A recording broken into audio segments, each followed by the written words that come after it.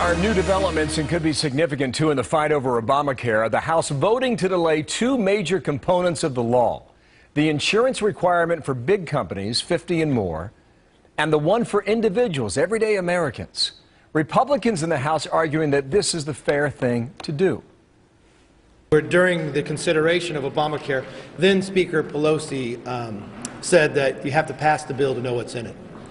We now know that the administration has read the bill and they know that it will not work with what the President said about the mandate on businesses, but we believe individuals should be treated the same.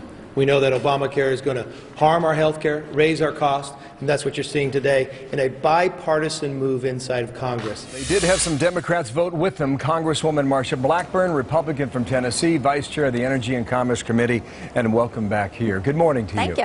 What did this vote accomplish?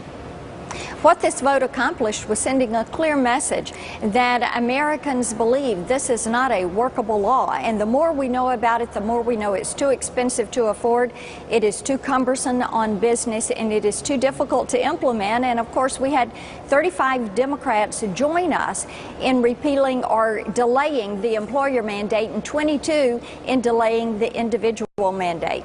You're making the case if big business doesn't have to do it, everyday Americans don't have to comply. Absolutely. Because big business has been delayed a year, right? That is correct. And so the president can't just go in and pick and choose what he wants to implement or delay or defend.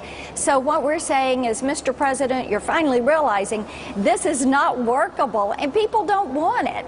So they're delaying it for a year. So we took that action legislatively, which would have to be done. Only Congress can delay that law because Congress is who passed that law.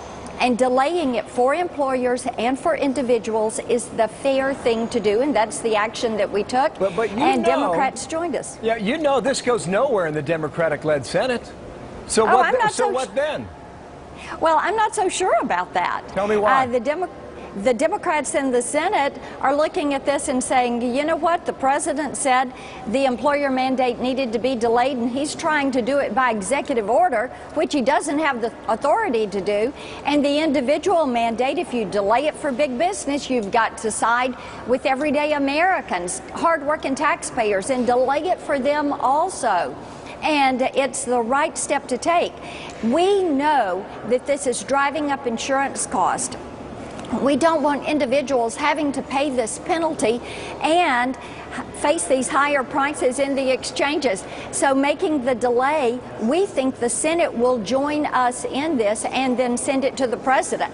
I think, Bill, that's what's going to be interesting to see.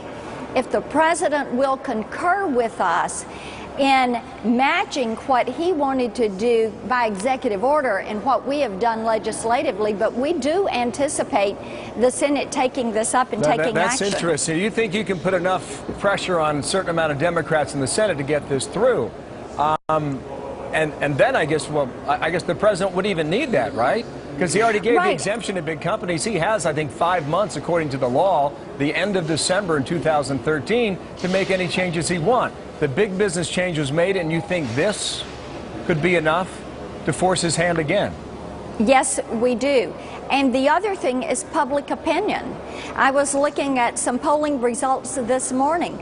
You've got 66% of the American public who believes, they are worried about the impact this is going to have. They think it's going to have a negative impact on their health care access, their health care delivery.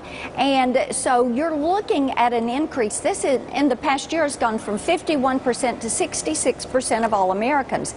People know this is not having a positive impact, and it's not going to have a positive outcome for them. Okay. So therefore, they're saying get it stopped before it starts. And I know a lot of Republicans say this is the opportunity to chip away and erode the law. We'll see whether or not that is the case. Marsha Blackburn, thank you. Republican from Tennessee, thank you for your time. Absolutely. Thank you.